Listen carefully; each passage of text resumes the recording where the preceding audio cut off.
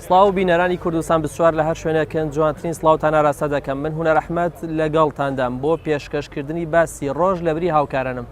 هاتووینەتە خوورمات و دوایین شارۆچکەی باشووری کوردستان. هەندێک کەس دەڵێن ئێرە بە پرزگەی کوردستان دەناسێنرێت. پاش 25 ساڵ لە ڕاپەڕین دۆخی ئەم ناوچانە بەرەوکوێ هەنگاوەنێت. هێشتاکە شەڕ و گرژەکانی نێوان حەشدی شەعبی و هاونیشتیمانیانی خوورماتوو بەردەوامە. کەی ئەو دۆخە چارەسەر دەکرێت؟ ئایا ئەو دۆخەی کە لە خوورماتوو هاتووەتە ئاراوە دۆخێکی سیاسیە یاخود مەزهبی؟ من دەمەوێت بۆ تاوتێکردنی ئەم بابەتە قسە لەگەڵ خەڵکی ئەم شارەدا بکەم. هەرێک لە بەڕێزان حەسەن محەممەد ئەندامی ئەنجومەنی پارێزگای تکریت، ئەحمەد عەزیز بەرپرسی ناوچەی پارتی دیموکراتی کوردستان لە خوورماتوو، مامۆستا مەلا قاسم محەممەد و تارخوێن و پێشنوێژی مزگەوتی نەوەکانی سەلاحەدین میوانی منن و هەروەها پۆلێک لە گەنجانی شاری خوورماتوو میوانن دەیانەوێت قسە و باسی خۆیان هەبێت، ئەوانیش قسەیان هەیە لەسەر دۆخی شارەکەیان. بەخێراتنیەوە دەکەم و بەخێراتنی ئەو گەنجانشەکەم بەخێربێنیا خواست. مامۆستا سەرەتا لە جەنابتەوە دەست پێ بکەم. ئەو بڵین ئەوانەی کە ئێستا پاش 25 ساڵ لە ڕاپەڕین بەدەست هاتوون ئەو دەستکەوتانە چین کە کورد بەدەستی هێناوە پاش 25 ساڵ لە ڕاپەڕین؟ سەرەتا بە ناوی خوای گەورە و مهرەبان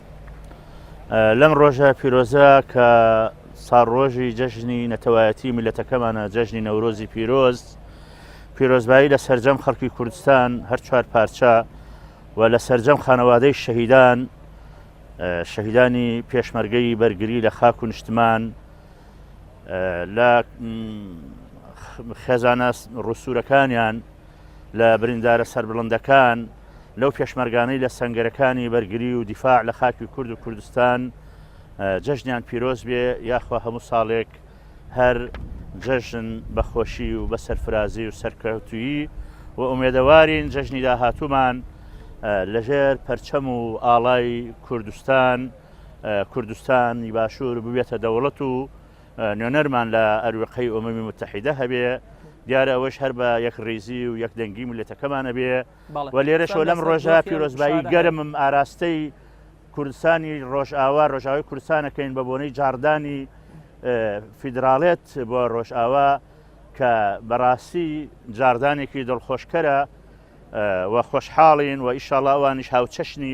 باشووری کوردستان ئەگەنە مافەکانی خۆیان کە ساڵەهایە لەژێر زەبر و زەنگی بەعسیەکانی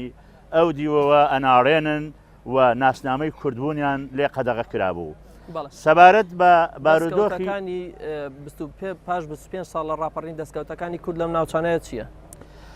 دیارە ئەم ناوچە شاری خوورماتوو یەکێکە لەو شارانەی کە لە چوارچێوەی ئەو شوێنانەی کە بە ناوچەکانی دەرەوەی هەرێم یا ناوچە جێناکۆکەکان ئەژمار دەکرێت کە هەر لە تەلەحفەرەوە تاوەکو مەنەلی لە خۆی ئەگرێەوە. ئەم ناوچانە لە زۆربەی شوێنەکان تێکەڵاون لە مەزهبە جیاوازەکان، لە ئاینە جیاوازەکان،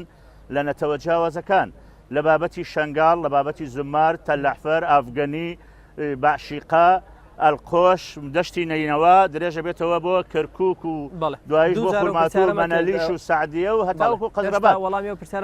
ئەمانە لە چوارچێوەی مادەی 140 کاک و نەرگیان لە چوارچێوەی مادەیەکا بوون پێشا 58 پێوت دوای 140 پێوت و ئەم سنوورە بۆ ئاگاداری جەنابت و بینەران و خەڵکی کوردستانیش سنوورێکی بەرفرەوانە ڕێک نیوەی هەرێمی کوردستانی باشوورەگرێتەوە. هەرێمی کوردستان بە هەموو خاکەکەی و نزیکەی 90,000 کیلۆمەتری چوارگۆشەیە، ڕێک 43 تا 45 هزاری ئەم سنوورەیە کە ناوچە جێناکۆکی پێڵەن خوورماتیش لە زمنی ئەو چوارچەوەیە تا کە هێشتا لە ڕووی قانونیەوە لە ڕووی ئەمری واقعەوە هێزی پێشمەرگە سەنگەرەکانی لە هەموو سنوورەکان لێداوە، وەکو سەرۆکی هەرێم فەرمووی کە مادەی 140 کۆتایی پێهات، فعلا لە ڕووی واقعیەوە کۆتایی پێهاتووە، بەڵام لە ڕووی قانونیەوە هێشتا کە ئێمە تەعاملەکەمان لەو مابەی ناتاین، هێشتا مەسەل دەستمان بە تەواوی لە بەغان نەبڕیوە و هێشتا بە تەواوی نهاتنە لەسەر کوردستان. وەڵامەکەی جەنابتیش ئەوەیە لێرە فعلا ئاڵۆزی و گرژیەک هەیە لەم سنوورە لە سەرواکە وەڵامەکەم دەستکەوتۆ پێت وایە لە ڕووی ئیداریەوە لە ڕووی ئەمری واقعەوە پێشمەرگە لە دوا سەنگەرەکان بە تایبەت لە سنووری ڕۆخانە و زەرگە و ئەو هاترەوە بەرەو سنووری ناوچەی کاکەی لە سنگەرێکی قایم و پتەوان بەرامبەر بە داعش لێرەش ئەو ئاڵۆزیە دروست ئەگەر ڕێمەولات کەواتە لە ڕووی سەربازیەوە کورد دەستکەوتی باشی بەدەستێنەوە بەڵام لە ڕووی ئیدارەوە هێشتا کە کێشە و گرفتەکانی ئەم ناوچانە ماون. کاک ئەحمەد دێمەولای جەنابەت ئەو کێشە و گرفتانە چین کە ئێستا پاش 25 ساڵ لە ڕاپەڕین هێشتا ماون؟ سەرەتا بە ناوی خۆم و تەواوی کادیر و ئەندامانی لیژنەی ناوچەی پارتی دیموکراتی کوردستان لە دووس قورمات و پیرۆزبایی گەرمی خۆم ئاراستەی تەواوی خەڵکی کوردستانەکەم بە بۆنەی یادەکانی ئازار و جەژنی نەورۆز و سەری ساڵی نوێی کوردی و ڕاپەڕینەوە و هەروەها بەم بۆنەیەوە سەری ڕێز و نەوازشدا دەنوێنم بەرامبەر بە تەواوی خانەوادەی سەربەرزی شەهیدان کە هەل لە سەرەتای دەستپێکی سەرهەڵدانی شۆڕشەکانەوە تا بە ئەمڕۆ. لە پاش ئەوەی کە ڕژێمی بەعسی فاشی لە هێرش و پەلامارێکی سەرکێشانەی خۆیدا بووە سەر وڵاتی کوێت و دوا بە دوای کاک ئەحمەد من نامێت زیاترڕێنەوە بۆ ئێستا و داهاتووی کورد ئێستا کێشە و گرفتە ئیدارەکانی ئەم ناوچانە چین؟ ئەم ناوچەیە لە پاش پرۆسەی ئازادی عێراقەوە کە لە 2023 دەستی پێکرد تا بە ئەمڕۆ بێکێشە نەبووە. بە تایبەتی من قسە لەسەر دۆخی شاری دووس قورماتووەکەم. شاری دووس قورماتوو لە پاشەوەی کە داعشاتە سنوورەکە و بەهێز و هیمەت و دەست و بازووی بوێرانەی جەماوەری دانیشتووی ئەم شارە و هێزی پێشمەرگەی کوردستان ئەوە لە ڕووی سەربازیەوە توانرا پێشمەرگە بێتە ئەم سنوورە. بەڵام لە پاشەوەی عەرزت کەم خۆی من ئەمە لێرەوە دەست پێ بکەم. هەر ڕۆڵەی کوردی قارەمان بوو توانی بەرگری لە کەرامەت و شەرەف و ناموسی هەموو پێکاتە و نەسیجەکانی ئەم شارە بکە و ئێستاکە هەر ڕۆڵەی ئەم شارەیە لەلایەن پێکاتەیەکی معەنەوە کەوتۆتە بەر هەڕەشە و تیرۆر و پەلامەردان. بۆیە دۆخی شاری دووس قورماتوو ئەتوانم بڵێم ڕاپەڕین شتی بۆی بەدەستهێناوە ئارمانجی ڕاپەڕین ئەو ئارمانجە 100% نییە مطلقاً نییە کە ئێمە باسی بکەین نەتوانین بە شێوەیەکی ڕێژەیی بڵێن ڕاپەڕین و پرۆسی ئازادی عێراق هەندێک دەستکەوتی بۆ ئەم شارە هێناوە دەستکەوتەکانیش خۆی لە هەندێشتی مەحدود و سنووردارە ئەبینێتەوە. ئەگینا ئەم شارە ڕۆژ نییە ڕۆڵەی ئەم شارە نەکەوێتە بەر تیرۆر نەکەوێتە بەر هەڕەشە نەکەوێتە بەر بریندار خەتف ڕفاندن و ئەمانە و تاکوی ئێستاش حلولێکی بۆ نەدۆزراوەتەوە. ئەمە تەواوی تاکەکانی کۆمەڵگەی ئەم شارەی نیگەران کردووە. بەڵێ مامۆستا قسەم لەسەرەوە بۆ بکەی ئێستا ئەو کێشە و گرفتە ئیداریانەی کە بەرۆکی بەم ناوچانە گرتووە تا ڕادەیەک ئێستا ئەم ناوچەیە وەک دەوترێت کەوتوتە نێوان حکوومەتی هەرێمی کوردستان و حکوومەتی بەغاوە. ئەو کێشە و گرفتە ئیداریانەی کە هەن ئێوە گەیاندووتانە بەلایەنی بەرپرس و پێتانوتون تاوەکو بۆتان چارەسەر بکەن. ئێستا ئەوە هەمووان ئەڵێن لە ڕووی سەربازی و ئەم ناوچانە سەر بە کوردستانە چونکە پێشمەرگایی پارێزێت. بەناوی خۆی بەخشندە و میهرەبان پێشەکی بە خێراتتانەکەم بە خێراتری ئەم گەنجە و ئەم خەڵکە خوێن گەرماکەم ئەم خەڵکە داماوەی کەوا چەنای چەند ساڵە بەدەستی ڕژێمی بەعسەوە ئەناڵێنەیە. دوای ڕژێمی بەعس ئەمجا خەڵکی ئەم شارە بەدەستی ڕژێمەکانی بەغداوە. ئەوە نێزگەی 13 ساڵە لە دوای ئازادکردنی عێراق خەڵکی ئەم شارە لەژێر چەپۆکی حکوومەتی عێراقیاتە لەژێر چەپۆکی نەتەوەکانی تراتا کە نەتەوەیەک تا دوێنە لەگەڵ حزبی بەعسا بۆ غەدری لە کوردە کرد ئێستاکە لەژێر ئاڵای نەتەوەیەکی تردا بە ناوێکی ترەوە زوڵم لە ملەتاکە. کام نەتەوەیەکە زوڵم لە کورد؟ وڵایە ترەوە تا ڕوونە براکەم دوو ڕوونە نەتەوەکە کێ ئەوانە کێن زوڵم لە ملەتاکەن ئەوانە کێن چەنای چەند ساڵە ئەنفالەکەن ئەوانە کێ بوون لە هەشتاکان و لە نەوەتەکان کوردیان ئەنفال کرد ماڵی کوردیان تاڵان کرد کوردیان شەید کرد بارانە نەکرد ئێستا ئەو ڕۆدەسەڵاتیانێ و زوڵم لە کوردەکەن. ئێستاکە نەوەکانیانن براکانم ئێستاکە نەوەکانی ئەوانن ئەوان لەسەر بەرنامەی خۆیان ئەڕۆن ئەوان دژی کوردن ئێستاکە ئەوان ئێمە لە خلال دوو سێ مانگێکی ترا ئەگەر معلومتان هەبێ ئێمە ئەنفالێکی تر کراین بەڵام کەس پێی نەزانی ئێمە ماڵی کورد تاڵان کرا لەم شارەیە گەنجی کورد سەر بڕا دکتۆری کورد هەتک کرا ماڵی کورد تاڵان کرا و سوتێنرا گەنجی کورد شاری جێهێشت ئەڕوا ماڵی کورد ئەڕوا لەم شارە ئاڵای کوردستان ئەو ئاڵا پیرۆزە کەوا پێشمەرگا خوێنی خۆی دەڕێژێ لە پێناویە دەکرێتە ژێر پۆستاڵی بەحسیەکانەوە ئەمە بە حەقەت جێگای نیگەرانی لای خەڵکی ئەو هەم خەڵکە لە ژێر خەتەریاتە براکانم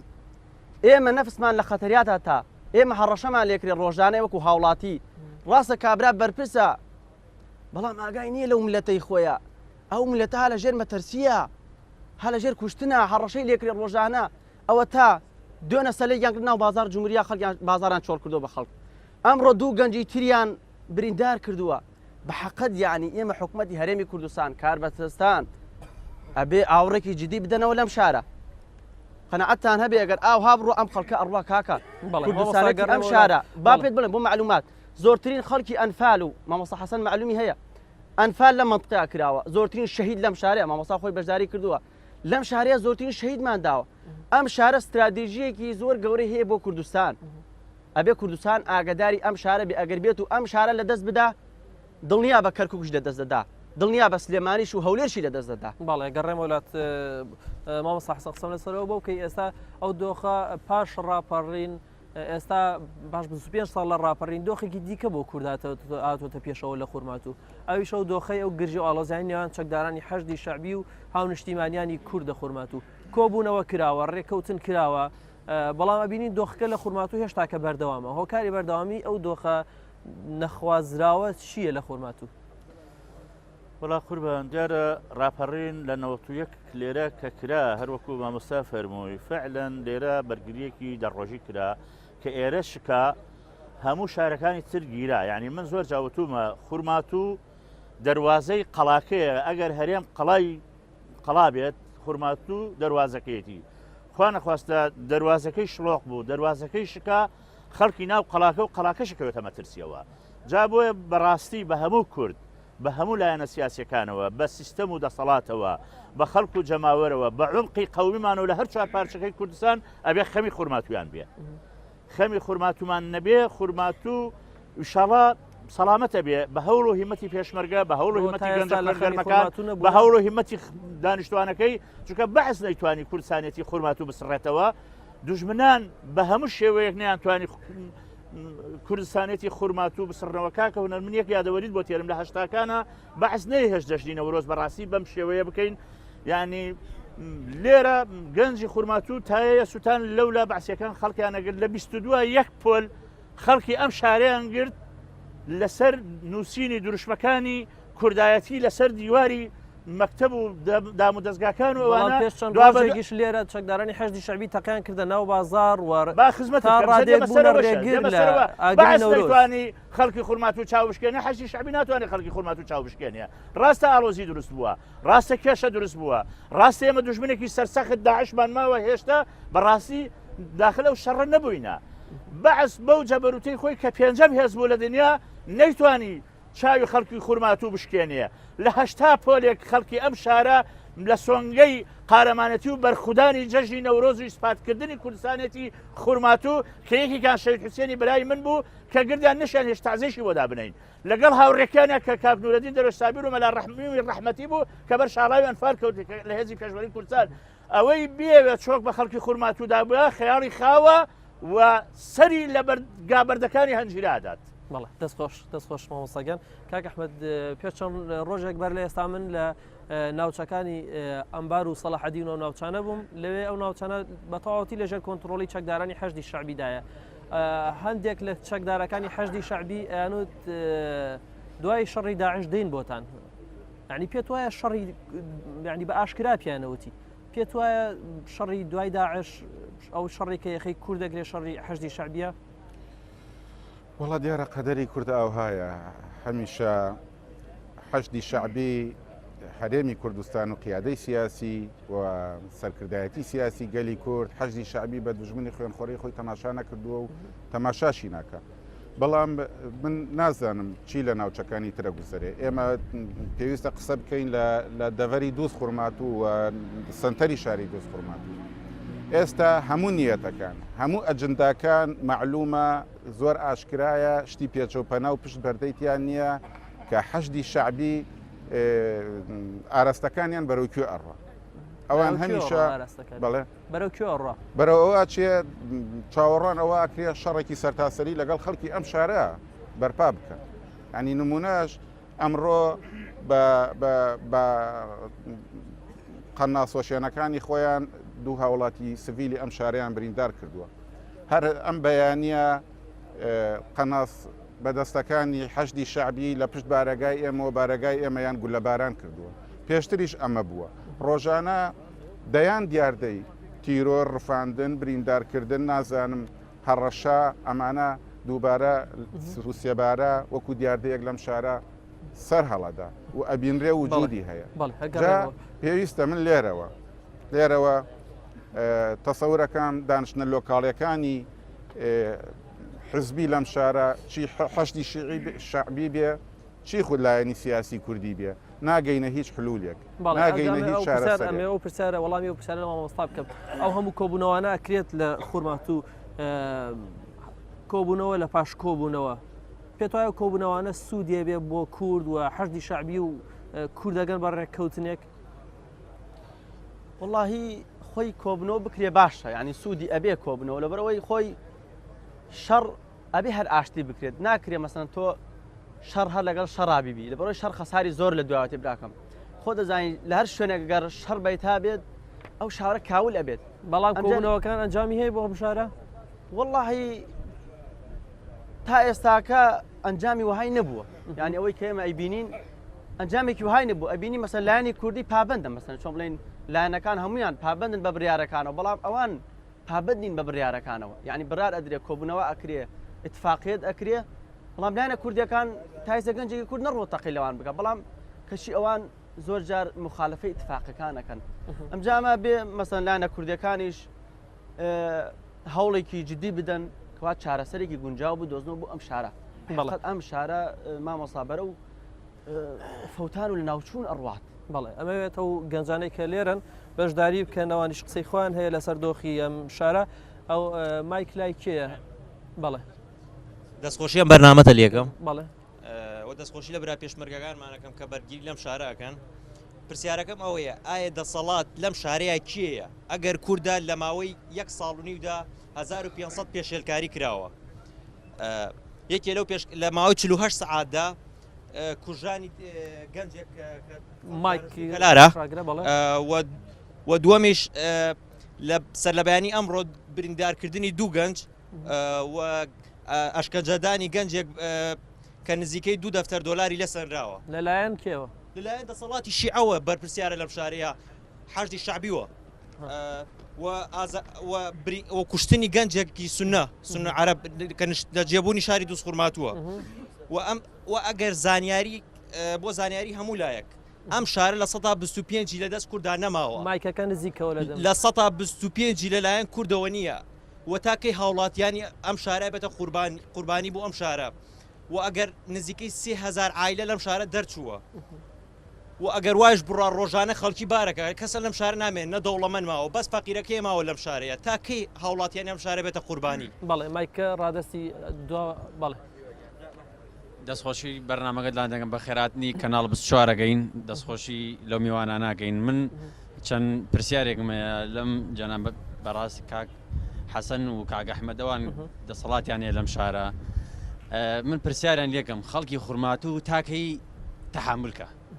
ئێمە ئەنفال کراین ئیسا ئەنفالە تر کرایمان کشماڵی ئەنفالێکی بی ئیسا وای لادە کشماڵی شەیدێکی دەستی حەشتی شعبیە ئێمە ئەبێ بزانین خەڵک دۆست خورماتوو مەعاناتی چییە چەند ساڵ ئێمە لە 2003ەوە غەدرمان لێکرێت یعنی بەڕاستی ئێمە تایسە لە قەناتێت ناومان نەهاوریەوە من داوایان لێکم ئایا خەڵکی ئەم شارە تاکەی تەحمل ئەم شتانە بکە من داوا لە کاک حەسەنەکەم گرنگی باشی بەم شارە داوامە دووەم بەرنامە شار لەم شارەیکەین دەستخۆشی لە کەناڵ 24گەین جارە تریش هاتە من داوایان لێکم ئایا خەڵکی ئەم شارە تاکەی تەحمل کە ڕۆژانە گەنجە کوژێ ڕۆژانە خەڵکە کوژێ بەڵێ مایکەکە بدەی ئەو هاوڕێی دواتەوە بە خێراتنی کەناڵی کورسان 24ەکەم کەمێ مایکە نزیکەوە بەڵێ من سەرەتا پێتان ئەڵێم زوو بڕۆنەوە با بەر فیشەکی حەشدی شعبی نەکەون لە دووس خورماتوو ئەوان فیشەکانە بەناو گەڕەکە کوردەکان بەردەوامی هەیە بە هەرەمەکی بەبێ ئەوەی دەسەڵاتی کوردی ئەو هێزە ئاسایشانەی کە لە خورماتوو هەن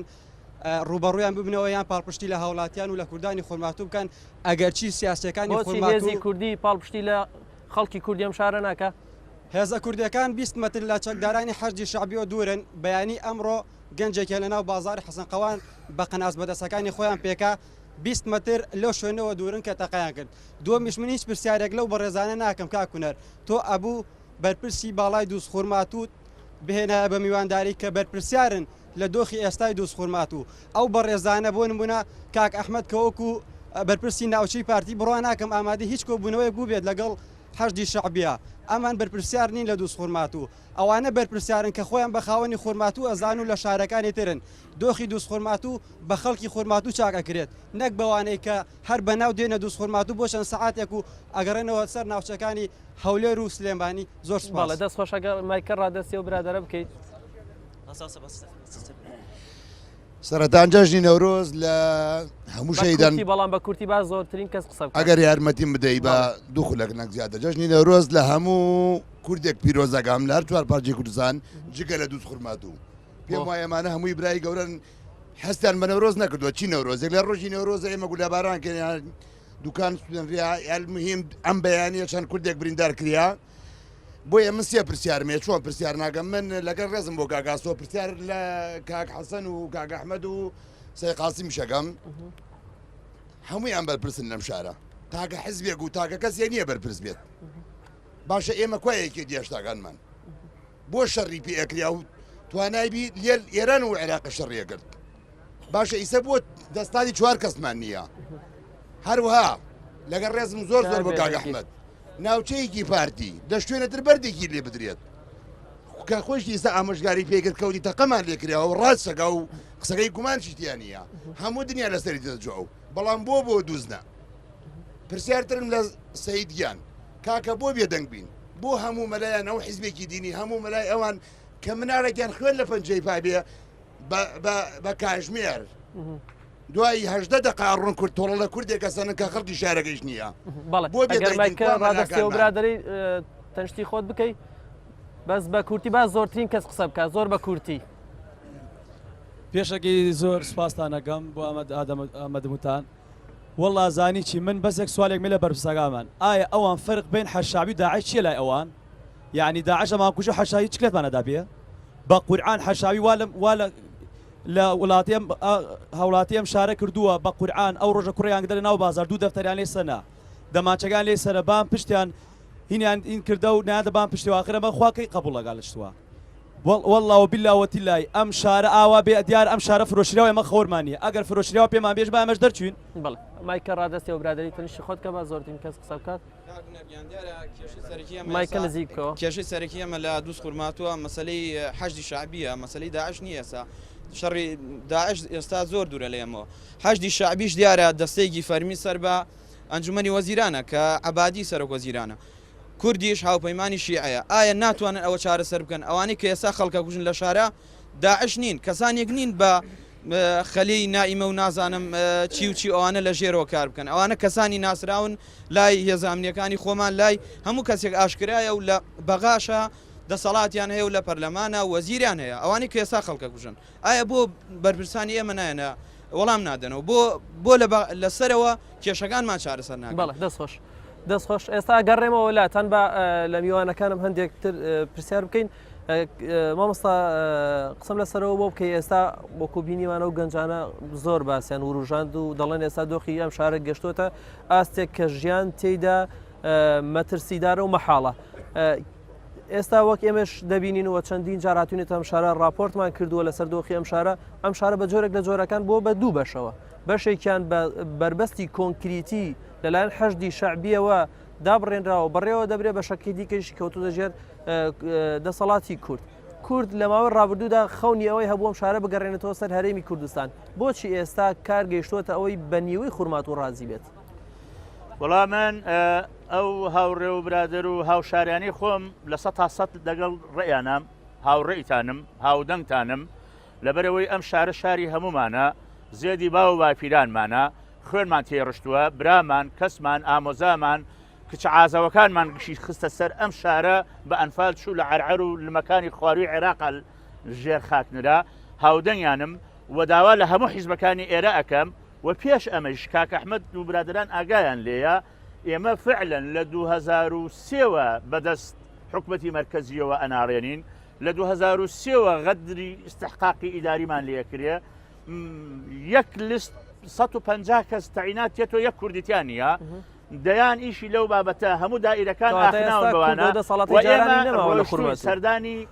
پەرلەمانمان کردووە سەردانی هەموو مەکتەب سیاسی حیزبەکانمان کردو بۆ ئەو مەسەلە و ئەو معاناتانە ئێستاش ڕووی دەمم لە هەموو حیزبەکان بە حیزبەکەی خۆشمەوە و نوێنەری خەڵکیشیان لەگەڵا بێ بڕۆینەوە سەر لە نوێ مەکتەب سیاسی حیزبەکان پەرلەمان ئەگەر بکەوێتەوە کار سەرۆکایەتی هەرێم سەرۆکایەتی حکوومەت وزارەی پێشمەرگا بین بڵین کاکە ئەمە وەزعی ئەم شارەتە ئەگەر تێنە دەنگ و هاودەنگمانن و هاو نیشتمانی و هاوڵاتیمانن فەرمون کاکەیتر خۆمە بۆ کەی ئەمە هەڵگرین بەڕاستی خورماتوش ئەو خەتەریان پێڕابگەێنین کلیلی هەرێمی کوردستانە کلیلەکە نەخواستە خەلەلی تێ بکەوە هەرێم گشتی ئەکەوێتە بەربەتن بەڵێ کاک ئەحمەد قسەم لەسەرەوە بکەی ئێوە لە کۆبوونەوەکانە ئەوترێت ئامادە نابن ئەو لایەنانەی کە بەناو کوردەوە لە کۆبوونەوەکان ئامادابن چێن کاکوونەر ئێمە ساڵی پار کاگمەلاش علمی هەیە حزوری هەبوو دوو کۆبوونەوەی بەناو کۆنگرە لەگەڵ برادرانی حەشدی شعبی و حزبە تورکمانی شیعەکان سازدا جەبهەی تورکمانیش لەگەڵمانە بوو ئەو کاتە ئەلەو کاتە ئێمە لەو دوو کۆبوونەوەی وەکو لایەنی کوردی بەشدار بووین لەگەڵ برادرانی با بڵێین تورکمانە شیعەکانە بەڵام لەوە بەدووە ئێمە بە هیچ شێوەیەک دەیان کۆبوونەوەش کراوە بە تایبەتی برادران یەکێتی نیشتیمانی و جەماعەتی حەشدی شعبی دەیان کۆبوونەوە کراوە هیچ علمێکمان لە ناوەڕۆک و فەحوای و کۆبوون هەرچەنەیە لە پاش دەرچوونیان لە کۆبوونەوەکە برادران یەکێتی چۆنەڵێ بەرچاوڕوونیەکیان داوە پێمان کە کۆبوونەوەکە لەسەر ئەم باسە بووە لەسەر ئەم ڕۆشنایە بووە بەڵام کێشە چییە؟ ئەو کۆبوونەوەە مشکلە نییە ئێمە تایە بینیاتیایە نەبین گرنگەوەیە کۆبوونەوەیە کە کاتێکەکرێ کۆبوونەوە نەبێت لە پێناوی کۆبوونەوە بێ بۆ دۆزینەوەی ڕێگا چارەیەک بۆ دۆزینەوەی چارەسەرکردنی ئەم قەیرانە کە ئەمڕۆوانی کە دەگرێت ڕێگە چارە سەریان پێنیە من تەسەورەکەم وەڵاهی خۆ برادران یەکێتی نیشتیمانی کوردستانیش لە ئاسی سەرکردایەتی و مەکتەبی سیاسیە چەند جارە سەردانی بەغایان کرد و عەبادیان بینی و مالیکیان بینی و کۆمەڵی خەڵکی پایەدار و دەسەڵاتداری بەغایان بینی حتمما لە چوارچەوەی ئەو دانیشتن و کۆبوونەوەە باسی دۆخی شاری دووس خوڕماتوش کراوە بەڵام کاکوونەر تەسەورەکەم ئەم ئەجندایەکی ئیقلیمیە لە دەرەوەی دەسەڵاتەکانی ئەم شارەیە و لە دەرەوەی دەسەڵاتەکانی بەغاشە بۆیە ئێمە پێویستە هەموو دانیشتوانی خەڵکی ئەم شارە بە هەموو حزب و هێز و لایەنە سیاسیەکانەوە ئێمە کاتێک نەجاتمانە بێ لەم دیاردە خراپەی کە ڕۆژانە دووبارە ئەبێتەوە ئێمە هەوڵ بدەین گوشارێکی سەرشەقامی گوشارێکی لایەنی گوشارێکی نخبەی هەموو لایەنەکان یەکدەنگن لەسەرەوەی کە گوشارێکی گوشارێک دروستکەین بۆ سەرکردایەتی سیاسی خۆمان چیتر ئەگەر بە ڕیفراندۆمیشنەوەی ڕاگەیاندنی دەوڵەتی کوردی و سەربەخۆییە ئەگینا ئەم شارە تاوەکو بەم شکڵە و لەم چوارچێوەیە و لەم فۆرمەڵەیە بمێنێتەوە حیزبەکانتان ئەوترێتەوەی کە گوێم لێ بوو ئەوترێ حیزبەکانتان ڕێگرن لەوەی کە وەڵامی تەقەکانی حەشدی شعبی بدەنەوە ئیتر چۆنێەوە ئامادەن گوشار دروست بکەن ئێمە عەرزی برای بەڕێزم بکەم ئێمە لە 12 کاتێک شتێک لە دەرەوەی شار ڕوویدا لە بازگەیەکی پشکنین ڕوویدا من ئەوەی سە جارێکی تروە بیری ئەم هەموو لاوە جوان و گەنجە خوێنگەرمانەیە هێنمەوە کە کاتێ بیستمان تەشونەجاتێک دروست بوو لە دەرەوەی شار من و کۆمەڵێ لە کەوادیر و پێشمەرگە خۆمانمانگەیانە بارەگای مەڵبەندی ڕێخستنیەکێتی نیشتیمانی کوردستان بوو ئەوەی لە نزیکەوە بە ئاگابین لەسەر شێواز و چۆنیەتی ڕووداوەکە لە 5 دقەی یەکەمە شار شڵەژا و کلشایەوە لە شار گەڕامەوە بۆ بارەگای خۆم شخصی خۆم تەلیفۆنم بۆ ڕێکخراوی بەدر و بۆ حزبی داوا کرد بەرپرسانی یەکەمیان داوام کرد بۆ ئەوەی وەسعەکە لەمە زیاتر تەشەنوجات وەرنەگرێ و نەقلیشێتەوە و نەبێتە شەڕی نەتەوەیی یاخود مەسەبی داوای کۆبوونەوەی بە پەلەی سەرجەم حزب و هێز و لایەنە سیاسی کوردی و تورکمانیەکانم بەڵام ئەوان زۆر بەتوندی وەڵامی منیاندایەوە وتیان ئێمە هیچ تەحملی ئەم وەسع ناکەین لێمان کوژراوە ئەوە کراوە وتم پیان بابەگیان ئەگەریش دانشتنەکە کۆبوونەوەکە بەڵێ کوردیش خەڵکی لێ کوژرا بوو ئەچمە سەر ئەوەش بەڵام بە کورتی وتم ئەگەر لە دەسەڵاتی ئێوانە پەیوەندی بە سەرکردایەتی خۆتانەوە بکەن بۆ ئەوەی ڕەزامەندی وەرگرن ئێمە دانیشین و کۆتای بەم وەسع بێنین وەڵامیان نەدایەوە لە پڕێکا هێرش و پەلامار دەستی پێکرد بۆ سەر مستەشفا کاکوونەر مستەشفا دەوڵەتێکی دوژمنکارانە دش بە دەوڵەتێکی دیکە کاتێک ئاڵای سەلیب یاخود ئاڵای هیلا لە بینێ بەسەر ئەو مستەشفایەوە ئەو فڕۆکەیە بۆی نییە ئەو شوێنە بۆمباران بکە بەڵام ئەمان چوون حرەمی مستەشفا و نەخۆشخانەی شاری دووس خوڕماتیان شکان و باشترین دکتۆری ئەم شارەیان بە ناشرینتری شێواز تیرۆر کرد کە من تەسەوەرەکەم وەکو بەداخەوە ناشی ناسم نەشم بینیە تاوەکو 30 ساڵی تر علامەیەکی دیکە وەکو دکتۆر عەبدولخالق لەم شارە گەڕێمەوە وڵات مامۆستا مەلا خەسم قسەم لەسەرەوە بۆ بکەی ئێستا ئەو گرژی و ئاڵۆزیانەی کە دروست بووە و ئەوەی کە هەیە پێت وایە ئەمەی کە بەرۆکی کوردی گرتووە لەم ناوچانە بابەتەکە مەزهەبیە یا خودنەتەوەی واللهی مامۆستاگیان پێشەویش مەسە حەز دەکەم وەڵامی ئەو برابەرەزە بدەوە کەوتی مەسەن دەوری مەلاکان لەم شارەیە ئێمە هەر لە ڕاپەڕینەوە مامۆستایانی ئانی دەورێکی گرنگیان هەبووە و بە تایبەتی لەم ئاڵۆزەی دوای شاری دووسە لە شەڕی دژ بە داعشە من یەکە مامۆسا بم لەم شارە چەکم هەڵگرت دژ بە داعش و لە دوای شەیدکردنی مامۆسا سڵاحیش یەکەم مامۆسا من بووم کەوا لەگەڵ ئەو خەڵکە ئەو گەنجە خوێنگەرمانەیە بۆ دیفاعکردن لە خوێنی کوردی ئەم شارە بۆ جارێتتر داگیرکەران شارمان داگیر نەکەن ئێمە هەڵوێستی خۆمان هەبوو هەڵوێستمانش ئەبێت و هەر هەڵوێستمانە بێت خوێنی خۆمان لە پێناو ئەم خاکەی ئەڕێژین هەڵوێستی ئێوە چیە ئێستا سەبارەت بەو گرجی و ئاڵۆزیانەی کە هەیە لە خوڕمات هەڵوێستی ئەو ئێمە ئەوەیە ئەم شارەمانە داگیر نەکرێت کەوا بۆ خەڵکی ڕوون بکەینەوە بۆ لایەنە سیاسەکانی ڕوون بکەینەوە ئێمە قسەمان لەگەڵیانە کردووە پێیانیش ئەڵین دووبارە ئەم شارە لە خەتەریە لە داگیرکردنایە لە گۆڕینی ناوچەکەیادا ئەمان کە پرسیارەکەی تۆ کە کردت ئەمە نە مەزهەبیە نە تائیفیە ئەمە مەسەلەیەکی نەتەوەتیە ئەمە نەتەوایەتیە ئەمە ئەیانەوێ نفوزی کورد لەم مەنطقەیە هێز و دەسەڵاتی کورد نێڵن ئەوان 2 ساڵ پێش شەڕی داعش بە ناوی دژلەوە هاتن خورمات و کەرکووک و ئەم دەڤەرە دیسانەوە وەکو ڕژەوی بەحث داگیری بکەن و خەڵکەکەی لە ناوبەرن بەڵام نەیانتوانی خوای گەورە ویستی کە خۆیان لەگەڵ خۆیانە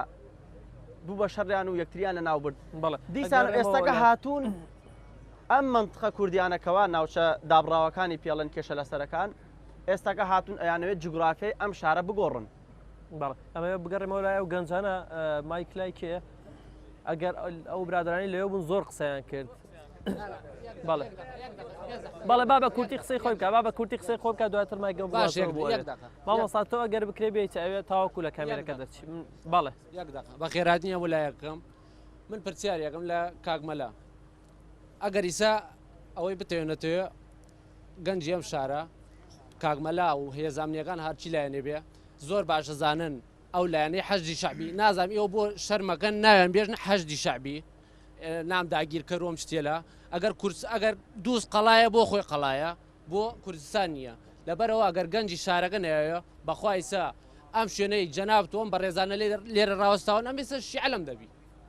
بەس گەنجەکان خۆی باشە بۆ گەنجێ کورد کاتێ تەقەیە بکرێ زۆر ئامادەنی سەبڕۆ لە منتقە کوردیەکان بێ ئەگە فریاکەوتن بێ ئەگەر ئاسایش بێ لە منتقە کوردیەکانە ڕاوەستاوە بەڵام بۆچی ناڕۆن ناو منتقە شیعەکانە بێوەسن خۆ ئەوەی ڕاستی بێ منتقە کوردیەکان هیچ کێشەیەکی لەسەر نییە بەڵێ مایکەکە بگوازیتەوە فەرم بیگوازیتەوە ئەو برادرە لە زووە دەسیێڵ بڕیەوە پێش هەمویان دوای خۆت مایکە بدە ئەو هەمەستە پێشەکی من بە خێراتنی کەناڵ 24ەکەم لەبەرەوەی بە خێراتدانەکەم ئەمە یەکەم کەناڵە بێتە دووس خوورمات و بەرنامەی ڕاستەوخۆ پێشکەشکایمە زۆر بە خێراتدانەکەین هیوادارین هەموو کەناڵەکان چاو لێەوە بکەن بێن ئەم بەرنامانە دەنگی خەڵکی دووس خوورمات و بگەێنە هەموو بەرپرسەکانی سەرکردەکانی کوردستان من پرسیار لە کاک حەسەن یەکەم پرسیارم لە کاک حەسەن کاک حەسەن نوێنەرم شارێ ماڵی لەکوێیە خەڵکی ئەم شارە دەنگیدا بێ ئەندامیان جومانی پارێزگای سڵاحەدین ماڵەکەی لەکوێیە دوو کاک ئەحمەد عەزیز ئەڵێ تەقە لە بارەگاکەم کراوە لە سلێمانی تەقە لە بارەگای لقی چوار بەرد لە بارەگای لقی چوار گیرا چەندین گەنجا خەڵفان لە خوێن کرد دووبارە ڕۆژانە ئێمە گەنج لەم شارە ئەکوژێت باسی بەرهەمی ڕاپەڕین و شەهید و ئەنفالیان کرد بەرهەمی خوێنی شەهید و ئەنفال و ڕاپەڕین کراوەتە سەر سینیەک و جوان ڕازانویانە تۆ کردیانە خواردنێک و نایەنێتە بەردەم لایەنە شیعەکان و کردیانەتە یعنی وەکو میوانێک لە بەردەمیانە دایەنە ناوە کەس فکر خوێن شەهید و ئەنفالی نییە لەم شارە. یەک کاک ئەحمەد عەزیز داوای کرد بڕۆن سەردانی سەرکردایەتی خۆیان بکەن. من ئاگادارم سەردانی هەر 5 سەرکردایەتیەکەیان کردا هیچیان بۆ نەکریا نەیانتوانی یەک سەرکردەیەک لە سەرکردەکان بێتە داخوازی خەڵکی ئەم شارە بزانم داخوازی خەڵکی ئەم شارە چییە کەسێک بەهانە ئەم شارەوە نایەت ئەگەر ئەگەر ئەم شارە دەواازەیە بۆ گشت کورسان بی پارێزن ئەگەر نای پارێزن وازی لێ بێرن با بەغداد مان پارێزی. بەڵێ ئەو برادرە لە زووە چاوەڕوان زۆر دەمێکە چاوەڕم دوای ماوەستا بەڵێ سەرەتا زۆر سپاسانەکەم و بە خێراتنتانەکەم یاخوا بەخێر بێن ئەو پیرۆزبایی جژنی نەڕۆزیش لە هەموو کورسانەکەم برادرجگە لە تووس هەرچەند ناشکوری نەبێمە شتێک نەماوە بە ناوی جژن هەموو ڕۆژێت تازیە و کوشتن و بڕین و ئەم خەڵکە داماوە قوڕبەسەرەکەی بینی تۆ پرسیارێک کرد لە دوای ڕاپەڕینەوە چی کراوە بۆم شارە دەستکەوتی ئەم شارە چییە؟ یەک دەستکەوتی نیە ئەم شارە لە دوای ڕاپەڕین ماڵوێرانی دوای ماڵوێرانی ماڵکاولی دوای ماڵکاولی ئەو خەڵکە داماوە قوڕبەسەرە هەموو ڕۆژێ ئەکوژێ و ئیهانە ئەکرێ و تعدای لێکرێک جارێ شورتەی ئینتحادی جارێ داعش جارێ حەشدی شعبی و جارێ فڵان باشە ئێمە ئەم شارە شاری وا هەیە 6 ئەندام مەکتەب سیاسی هەیە لە حزبەکانە 5 هەیە 4 هەیە باوەڕتان بێ خەڵکی ئەم شارە زۆرێک لە خەڵکی ئەوانێ زۆرێک لەو کەسانی کەیسان ئەندام مەکتەب سیاسین فێری شۆڕژ و کوردایەتی کرد بۆ مەکتەب سیاسێکمان نیمە تایس بۆ ئەمر لیوایەکمان یەک دقە تەواو لەم شارە ڕاستیەکەیە کەس ناتوانێت بیشارێتەوە یەک گەنجێک هەیە لەسەر حساب خۆی لەسەر غیرەت خۆی دیفاع لەم شاراکە و لەم گەنجاناکە بە معلومی هەر هەموو جەماعەتکە موجودن ئەو گەنجە نەبێن 3 ڕوبی ئەم شارە کەیسە موجودە بارەگات ڕێگای کفری و کەلارمان لێ بەسن کەیسە ئەو جادەیە ئەو گەنجەیە لە ڕێیانەوە ساوە کۆمەڵی گەنجی خۆنەویست و دڵسۆزەوە دەستخۆش بیدە بۆ مامۆستا پێما بێ لە زوو وەستاوە سپاس بۆ کەناڵ کورسان 24 سپاس بۆ جەنابەت کاک هونەرگیان لەبەرەوەی خەڵکی ئەم شارەیەوەی من دیقەتم دابێخەم ئەم شارە خۆی جارێکی تورناو ئەم گەنجانەوە سپاس دەکەم من گلەیم لە یەکێتی نیشتمانی کوردستانیە با لە ڕێگای کاک حەسەنەوە بگێتە سەرەوەی خۆی بەداخەوە کاتێک مشکلەکان و گرفتەکان ڕۆکاتەم شارە یەکێتی بە تەناخۆی لەگەڵ ئەو حزبە حەشدی شعبی حزب وایە 3 کەسە تەناخۆی و ئاڵاکەی تێرە چەند حزبێک دێن ئەمانە ئامادەن یەکێتی لەگەڵ ئامادە لەگەڵ 6-7 حزبی حەشدی شعبیە حزبی شیعەکانەدانشێ بەڵام ئەشی حزبە کوردستانیەکان نایرێتە پێش کە بۆ هاوکاری باشن بۆ یارمەتی باشن بە تایبەت پارتی هێزیەیە ئاسایشەیە گۆڕان خەڵکیەیە کۆمەڵ خەڵکیەیە ئەم حزبانش حەقیەوەیانە بێن پارتی بارەکانی تەقەی لێکرێ کۆمەڵ تەقەی لێکرێ ینی بۆ منەتت لایەنە کوردستانیەکان خۆت نییە کە حزبە کوردستانەکان لە کۆبوونەوەکانە لەگەڵ حەشدی شعبیدا بەشداریان پێناکە ئەوەی من دیقەتم دابێ لە کارە ساتەکانە لە کێشەکانە یەکێتی تەناخۆیە کاتە خاوەن مۆزوعەکە حزبەکان تری هەمالەکە ئەمە گلەیمە لێکێتی ئەبێ ئەوانیش حزبەکان تریش هێڕشیان ئەکرێتە سەر تعدایان لێکرێ بە ئەوانیش بێنە ناو مۆزوعەکەەوە هاوکارە بۆ ئەوان وەگلێترمیش لە پارتیەیە ئەوش لە ڕێگای کاک ئەحمەد و بگێتە سەرەوەی خۆی هەتاکەی ینی پارتی حزبی دووەمە لەم شارە خەڵکی هەیە هەتاکەی لەمبی هەڵوێستی نییە ئەم هەڵوێستە لاوازە جوان نییە بۆ پارتی حزبێکە تاریخی هەیە یعنی چاوەڕی داهاتوویەتی بڵێ ئەوە یەکێتیە کارەسات تێرێتە شارەکە ئەوە قەتایە منە و پرسیارێتترم ئاراستەی کاکشلالەکەم لێرەوە کچێک مێ تەمەنی ئەوە ساڵێک وەشتمەگە ناتۆم جنسی عراقی بۆ دەرکەم ناتوان بچمە دایرەی نفوس هاوڕێکانم هاوسەرگیرەتیان کردە مامۆسان ناتوان بچنە محکەمە ناتوان بچینە پۆلیس ئەم دایرانە هەمووی هالە بۆتە تەڵە بۆ خەڵک من مامۆسام لە قوتابخانەی دەریاسین من کە سوکاری قوتابیان داوای نێم کرد چوارشەمە و پێنجشەمە مناڵەکانیان نەنێرن لەبەرەوەی 3 ڕۆژ پێش ئێستا هاوڵاتیەکی کەلاری لە بەردەم قوتابخانەکەم کوژراوە داوا لە کاکشلالەکەم بێتە دەنگمان و ئەو قوتابخانەیە مەترسی لەسرە ڕێگایەک ببەستن ڕێگایەک چار بدۆزینەوە جملەی مفیدم کاکوونەر بۆ سیاسەتمەدارانی ئەم شارە بێدەنگی بیاڵوەستی هەڵەی سیاسەتمەدار لەم شارە خەریکە ئەگەیەتە خانەی خیانەت ئەوە ناگونجێ لەگەڵ خەبات و شۆڕژگێری و مەردایەتی و قارەمانێتی ئەم شارە زۆر سۆرستانەکەم دەستان ئەو مایکە بگوازیتەوە ئێرە پێما بێوانە ئەو مایکە بگوازنەوە ئەوێ مایکە بگوازنەوە بەڵێ بەڵام بە کورتی زۆر بە کورتی من پرسیارەکەم ئاراستەیەم بە ڕێزانە ناکەم لەبەرەوەی ئەمان ئەڵێ هیچ بەدەستمان نییە پرسیارەکەم ئاراستەی سەرکردایەتی یەکیتی و پارتیەکەم لە سلێمانی و هەولێر ئایا گەر ئێمە کوردین بابێن دیفاعمان لێ بکەن هەگەر کوردیش نیمان بڵێن کورد نیتان بۆ ئامادەیە هێسکۆواکە ئەڕوا دیفاع لە بەشیر بکات بۆ دیفاع لە ئێمە ناکات یارە ئەوان لە ئێمە باشیارەکەم بۆمانیش هەگەر سەروی خۆیان بە قسەیان ناکە وەز دە پۆستەکانیان بێرن بڵێن کاکە نایکەم بێ لە ماڵەداش وەکێمە بنە هاوڵاتی بەس دیارە ئەمانیش وانە بزەبتی نەگەوانێ وە قسەیانەکەن دەستخۆش دەستخۆش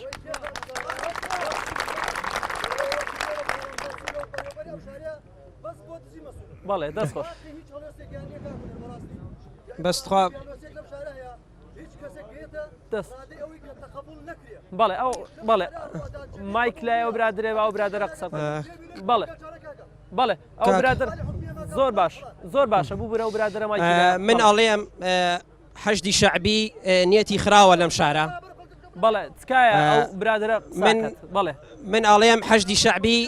نیازی پاک نییە هەرچەندێ کورد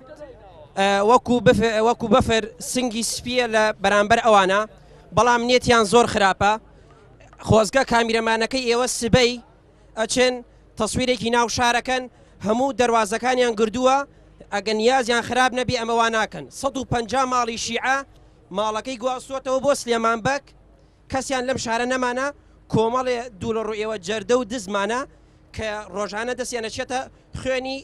خەڵکی کوردی ئەم شارە خاڵێکی تر بەس بە کورتی خاڵێکی تر کورد بە درێژایی مێژوو لە جەنگە هاودەنگ و هاوهەڵوێست و هاوخەبات بووە بەڵام لەم شارەیە بەداخەوە مامۆسا بەکروتی حزبە سیاسیەکان تەبانین یەکەڵویستین یەکدەنگیشتین بەڵێ ئەو مایکە بگوازیتەوە بیگوازەوە ئەو برادرانە بەشداریان نەکردووە تکایە لەوێ زۆرترین خەڵک بەشداری کرد بیگوازیتەوە مایکە زۆرترین کەس بەشداری کردووە لەوێ با ئەو برادرانە بەشداری کرد بەڵێ بەڵام بە کورتی کاگەگیان من یەکەم داواکاریم ئەوەیە ئایا ئەگەر سەرۆکایەتی هەرێم ئەگەر خۆی بە سەرۆکی ئێمە ئەزانێت با بێت ئەوە بۆ ئێران لە خلال ئەوەی چەند ساڵێکە کە داعش هاتووە زیاد لە 100 کەڕەت نوێنەر خۆی ناردووە بزانم شیعە چی داواکارێکی هەیە بۆیان جێوەجا ئایا سەرۆکی هەرێم بە تایبەتی سەرۆکی هەرێم بەرپرسە لە هەموو ئەوەی کەوا بە ناوی قسە ئەکات من یەکەم پرسیارەکەم بۆ ئەوە بە کورتی تا ئێستا یەک هەڵوێستی نوێنەرێک بنێرێت بڵێت ئایا بزان ئەم دووس خوڕماتووە چی پێویستە سەرۆکایەتی هەرێم هەر هەمویان ئایا ئەمانیش وەکو مەلا حەسەن و کاک ئەحمەدیش واللهی بەداخەوە ئەمان خۆیان بە نوێنەر ئێمە ئەزانن واللهی من وەک ئەوان بم قەسەم بەخوای گەورە ئیسا ئەڕۆمەوە ماڵەوە ئەڵێم ئیتر جارێتر من ئەندامێتی ئەو حزبێ لە ناکەم چونکم خیانەت لێماکەن مایکەکە ڕادەستکەن مایکەکە ڕادەستی و برادرەکە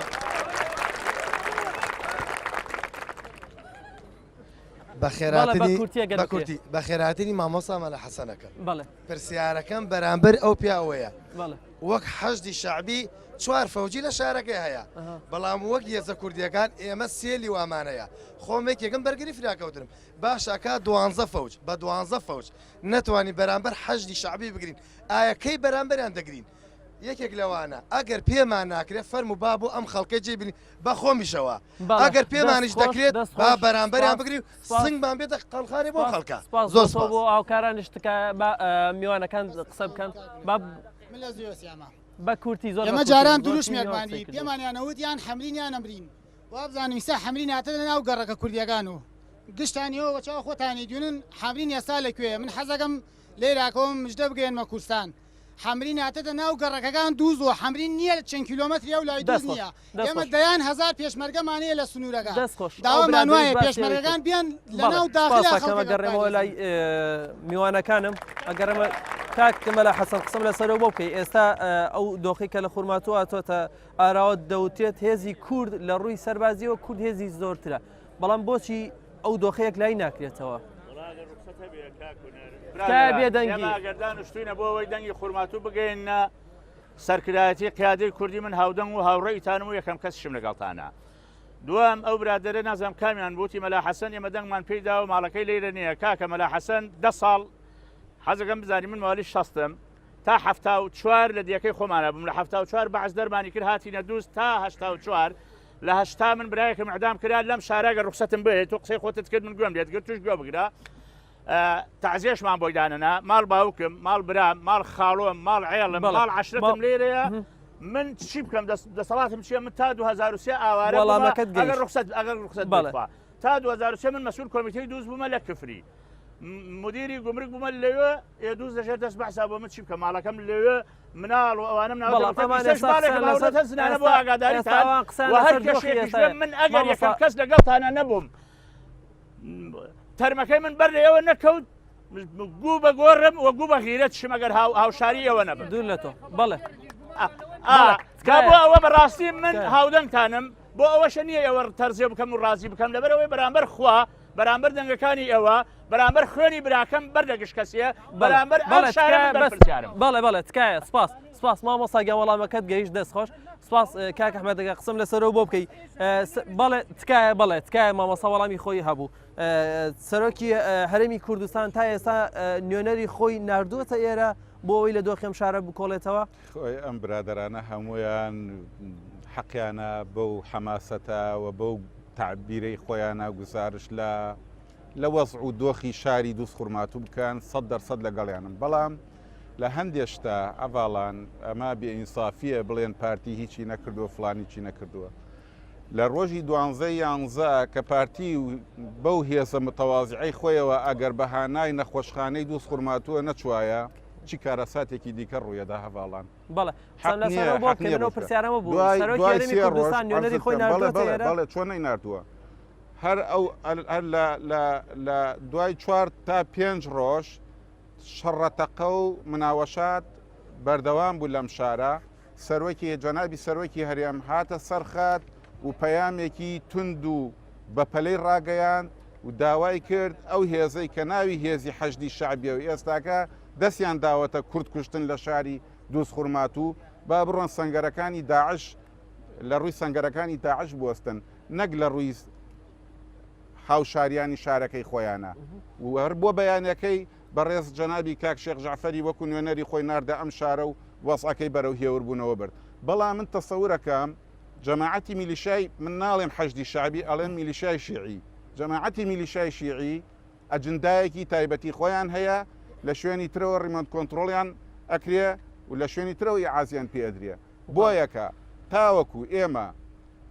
خۆمان پەیوەستکەین بە بەخاوە دڵنیاتانەکەمەوە شاری دووس خورماتوو و شارەکانی دیکەش کە پێڵێن ناوچە کێشە لە سەرەکان هەر بەم شێوەیە ئەمێنێتەوە بەڵام کاکوونەر ئەگەر قەوسێکی زۆر بە کورتیتە بەڵام هیچ شارێک وەکو کاکە تۆ قساکە ئێمەش قساکە بەڵێ تکایە بۆ تکایە برادەران کاتی خۆتانتان وەرگرت تکایە بەڵێ برادەران ئێوە کاتی خۆتانتان وەرگرت بەڵێ زۆر باشە هەموو قسەی تکایە بە ئێمە هاتوین لێرە گفتوگۆکەین لەسەر دۆخی ئەم شارە هاتوین گفتو بەڵێ برادەران هاتوین تێگەم قسەی خۆت کرد تۆ قسەی خۆت کرد بەڵێ تۆ قسەی خۆت کرد مامۆستا دیارە ئەو گەنجانە دڵان زۆر پڕە ئەمە قسم لەسەرەوە بۆ بکەی ئێستا دۆخی خورماتوو بەرەوکوێ هەنگاوانێ بەڵام بە کورتی بەڵێ شاری دووس خورماتوو بە ئارەستەیەکی خراپە ڕات ئەگەر بێت و چارەسەر نەکرێ چارەسەرەکەش بە دانیشتنە لۆکاڵەکانی ئەم شارە ناکرێت لە بینی ئەم حزبیا خود حزبێکی دیکە پێویستە سەرکردایەتی سیاسی گەلی کوردستان زۆر بەجددیەوە بێتە سەرخەت لەگەڵ بەغا چارەسەرێکە لەگەڵ ئێران چارەسەرێکە گرنگەوەیە چارەسەرێک بۆ ئەم دۆخە خراپە بدۆزرێتەوە مامۆستا دوا پرسیارم لە جەنابەتەوە تا چی بکرێت بۆ چارەسەرکردنی و دۆخی کە لە خورماتوو هاتوۆتە ئاراوە واللهی ئێمە داواکاریمان ئەوەیە ئەوەی بکرێت کە هێزی پێشمەرگە ئێمە پێشەوەی حەشدی شعبی بێت دوو مانگ هێزی پێشمەرگە لەم شارەیە بوو کە ئەمن و ئەوە ئەمانێکی تەواوی لەم شارە بەرقرار بوو هیچ جیاوازیەک نەبوو ئێستا ئێمە داواکارین هێزی پێشمەرگە دیسان بگەڕێتەوە بۆ ئەم شارە و هاوڵاتیان پارێزێت و ئیدارە و باری ئەمنی و مەسئولیت بەدەستی هێزی پێشمەرگەوە بێ ئەگەر هێزی پێشمەرگەنێتە ناو شارەوە ئەم کێشە چارەسەر دەست خۆش سپاس دەکەم کاکمەلە حەسەن دو قسە بۆ تۆیە و چارەسەر چییە چی بکرێت بۆ چارەسەر بەڵام بە کورتی کات قوربان وەڵام من ئەو برادرەوتی سنووری حەمری هاتوۆتە ناوی نەکە ڕێزم هەیە بۆی احترامم هەیە ڕاستە ئەمڕۆ ئاژاوە هاتوۆتە ناو شار من یەک نمونە دێرمەوە کۆماری مەهاباد کە وەختی خۆی قازی محەممەد کۆمارەکەی تەشکیل کرد لە سنووری یەک قەزایەکا بوو سنووری ئێستای ئێمە من خۆم شاید حاڵم لە سوورێنەوە بە دووربین سێری شارە زورمان کردە ئێستا ئێمە سنگەرمان تەنگی بە حەمرین هەڵچنیوە ڕاستە ئەم بارودۆخەی دووز نەخوازراوە پێمان ناخۆشراوە چی بکرێت بۆی چارەسەر بکرێت چی بکرێ من داواکارم سەرۆکایەتی هەرێم وزارەی پێشمەرگە هەموو حیزبە سیاسیەکان هاودەنگ بن بێنە سەر خەت وە خۆشمان بڕۆین بەڕاستی بەم ژینەی ئێستا کە لە ڕێی کەناڵەکەی جەنەبتانەوە داوایان لەکەین و داواکاریشم لە هەموو حیزبەکان وەکو چۆن جارەکانی تر ڕۆیشتن و ئەم جارە نوێنەری خەڵکشمان لەگەڵا بێ بۆ بە چاوی خۆیان ئێمە بتوانین نوێنەرایەتی ئەوان بەڕاستی بکەین. دەست خۆش سپاس کاتی بەرنامەکەم تەواو سپاس بۆ حەسان محەممەد تکایە ئەندامی ئەنجومەنی پارێزگای تکریت و کارگێری مەڵبەندی یەکێتی نیشتیمانی کوردستان لە خورمات و هەروە ئەحمەد عیزەدین بەرپرسی ناوچەی پارتی دیموکراتی کوردستان لە خورمات و بەڕێز مەلا قاسم محەممەد و تارخوێن و پێشنوێژی مزگەوتی نەوەکانی سەلاحەدین سپاسی هەمووتان و سپاسی ئەو میوانانەکەم تا بەرنامەیەکی دیکە بەخوای گەورەتان ئەسپێرم خواتان لەگەڵ.